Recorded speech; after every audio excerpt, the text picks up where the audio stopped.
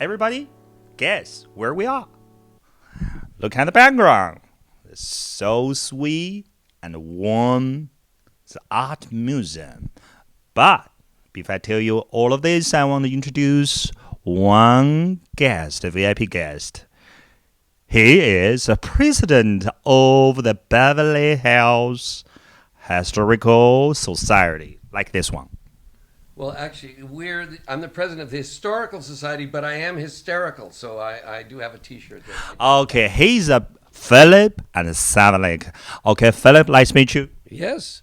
Okay, you know why? Right now I say hello to my mainland audience, Jordan Shuan of Life and HTTV, 31.2 local, also Hong Kong, also Taiwan, of course our local Los Angeles audience. So I want first to introduce yourself to our audience. A lot of the audience. Well, I'm Phil Savinick, and I'm the president of the Beverly Hills Historical Society.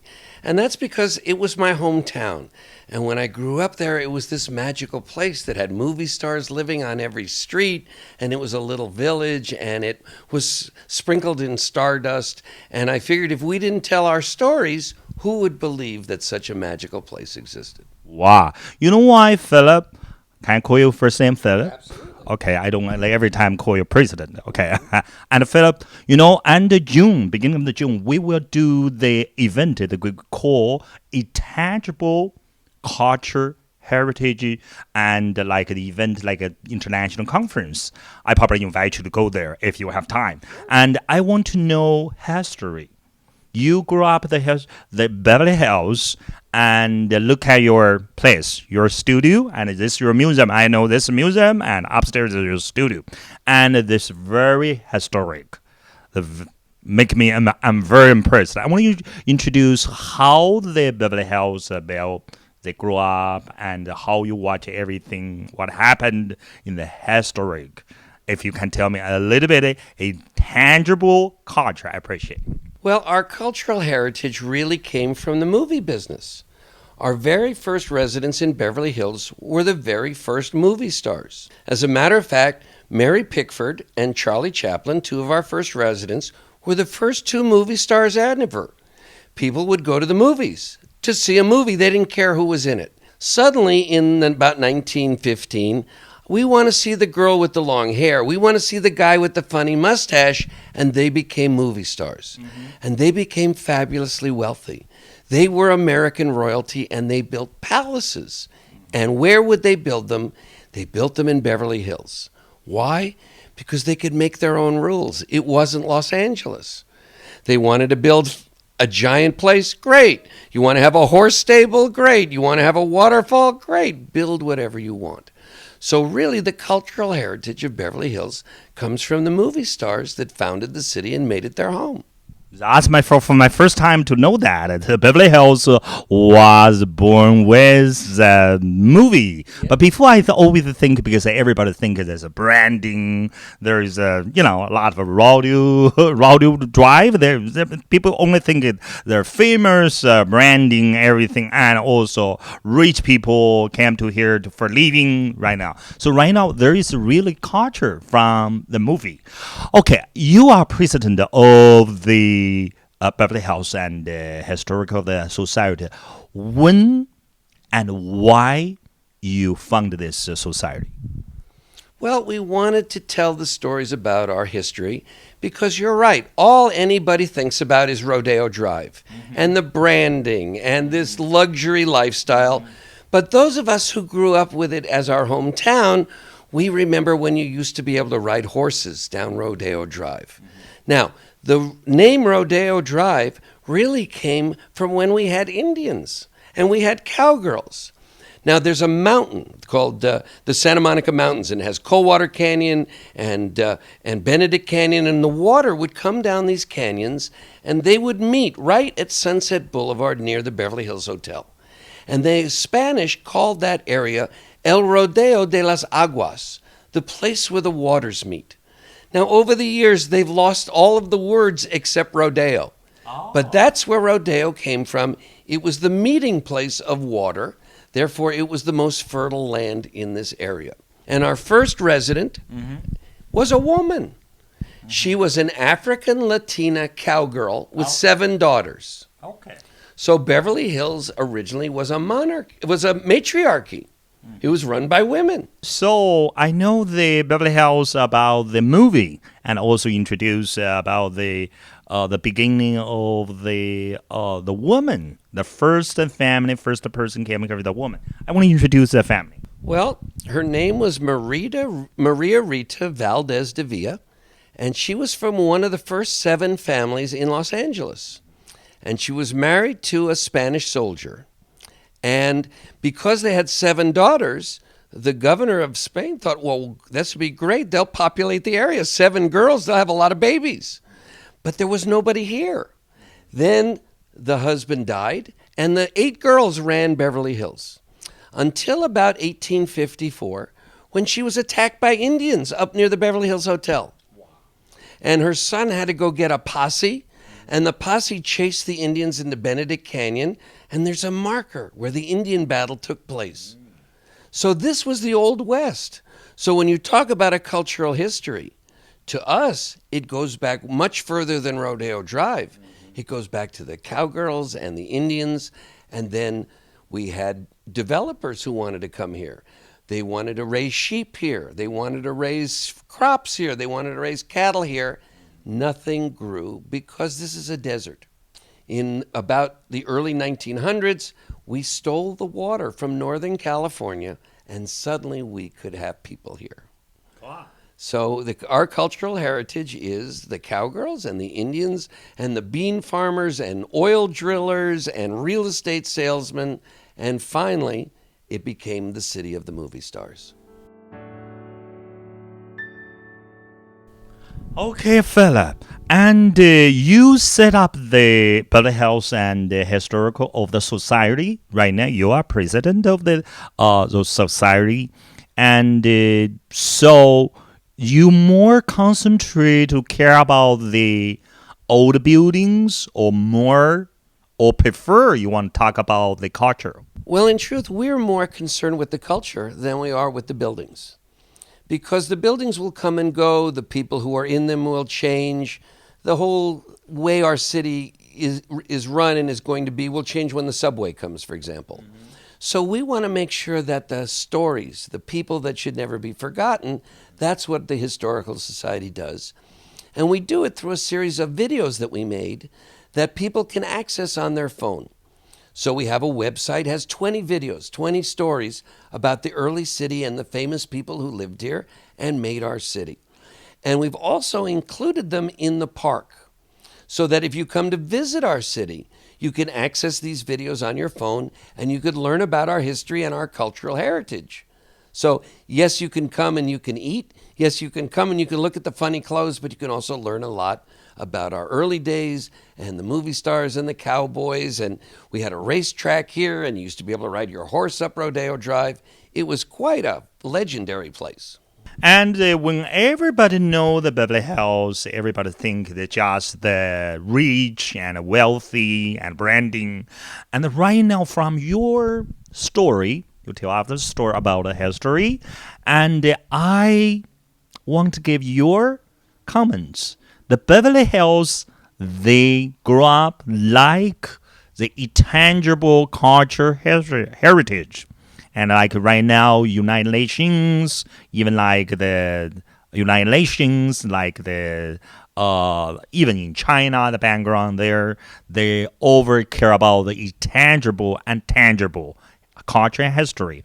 So what do you think about the intangible culture heritage? What's the concept this in your mind? Well, to me, the intangible cultural history of Beverly Hills is that if you grew up here, you were surrounded by people who had real greatness. These were the biggest movie stars, the titans of industry. These were famous people. These were talented people. And they were your neighbors. So you felt you could be great. Everybody's great. You knew that things were possible. So our intangible heritage is that these people, it wasn't that they were famous. Mm-hmm. They were great. They wrote great songs. They wrote great movies. They acted. They directed. These were the creators. These were amazing people, and we felt we could be that too.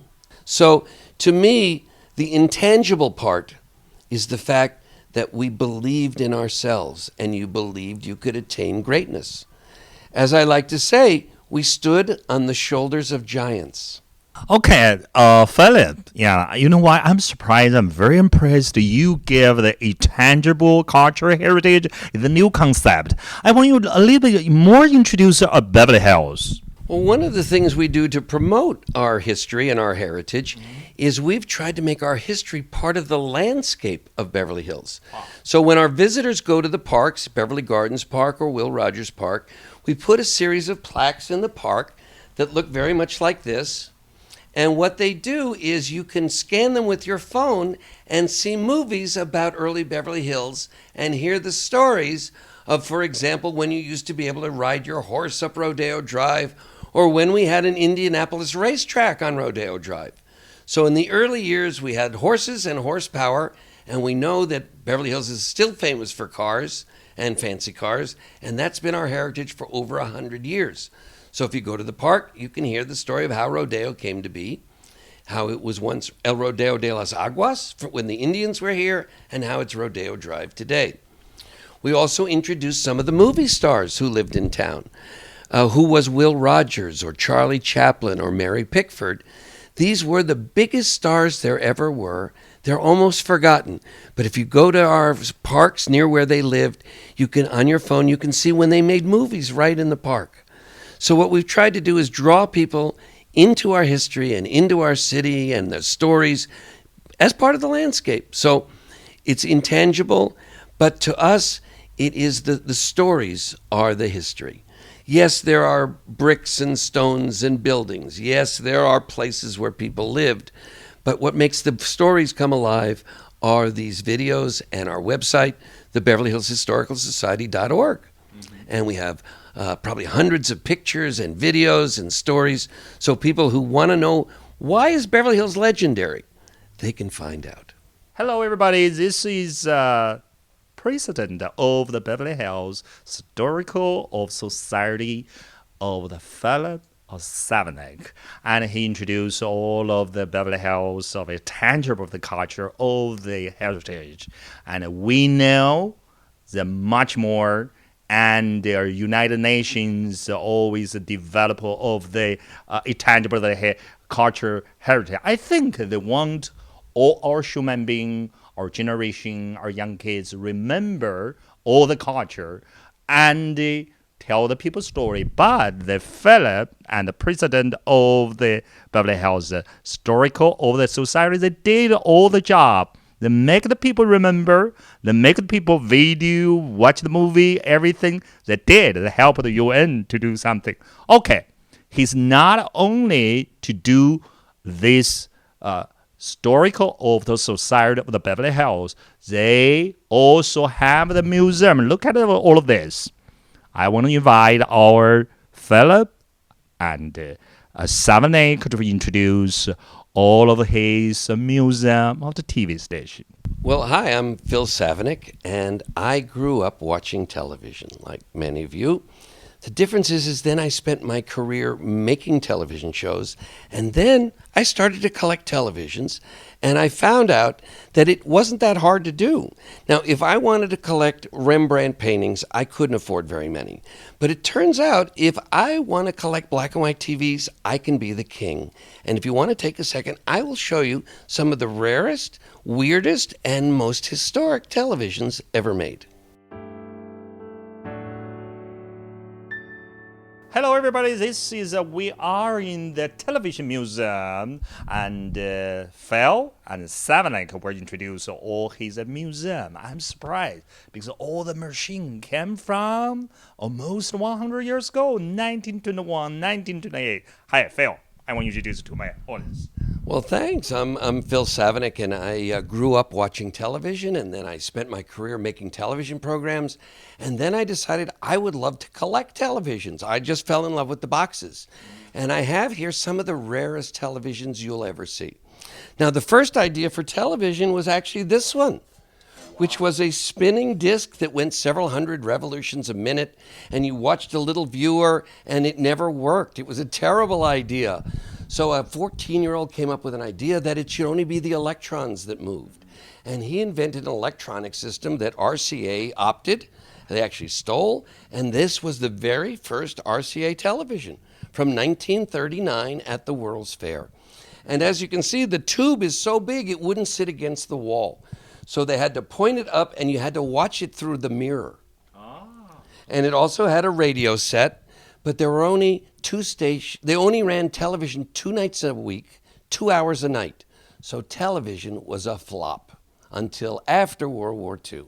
But this was the very first commercially available television from RCA 1939. The film introduced all the tangible cultural heritage, but the story he introduced to us tell us it is a tangible cultural heritage. We'll follow him.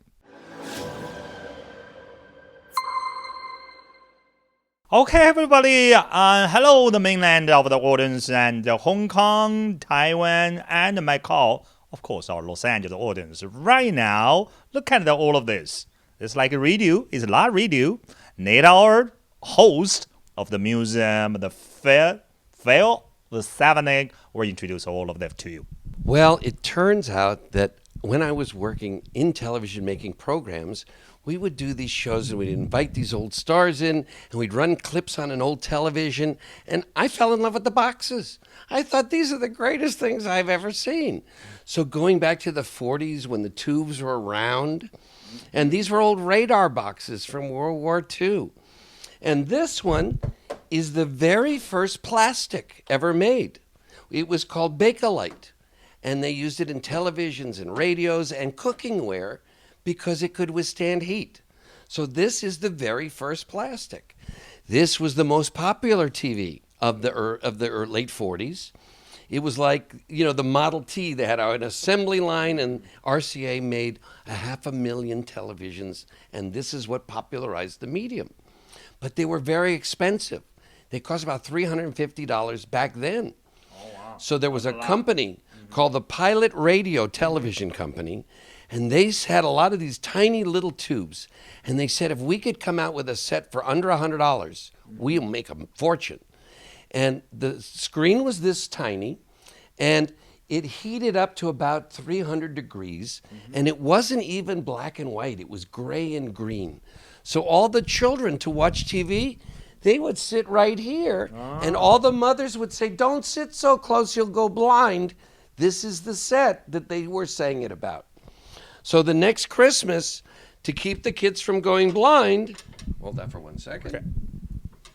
They made a magnifier so you can get the shot in there later. So the children couldn't sit any closer than this, and they wouldn't. Interesting. So this was don't sit so close, you'll go blind. This was the round tube from World War II. This was is regular popular to the 500,000. This is the first plastic. Now over here, this is the first portable TV. And it was made by a company called Philco. And it looks like a big transistor radio.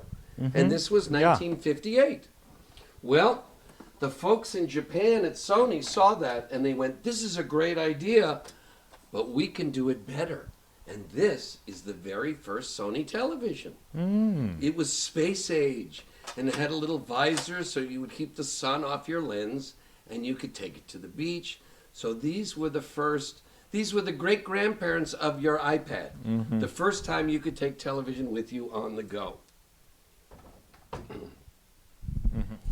I have just a couple more to show you here. This one was made in 1972 by Panasonic, and it's called the Flying Saucer because there isn't even a right angle anywhere on the set. And this was one of the first handheld sets, and of course, Sony's famous Watchman. Now, the Predicta TV was famous because it swiveled. So wherever you were sitting, you could see the television. Now, I love these space-age TVs because they're so wild and weird. This one looks like the astronaut's helmet. And like a machine. Like a robot. You got it. And this one, which is my favorite, somebody called me and said, I heard you had a TV museum. You must have my TV in there. And I said, why? And he said, because I took the TV out of its box and I put the speaker in the earth. I put a vacuum cleaner hose with the wires. This is a wok for cooking. And the red planet is the remote control eye. And the earth is the speaker.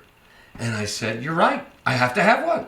So that's the weirdest TV in my little TV museum. So it starts with history, and it ends out in the space age with some of the strangest things ever made. Right now, you watch the Museum of Television, like the Phil and Savenick introduce all his fantastic and wonderful. He's like a nightoscope of the television. Thank you watching Jordan Show and Beautiful Life.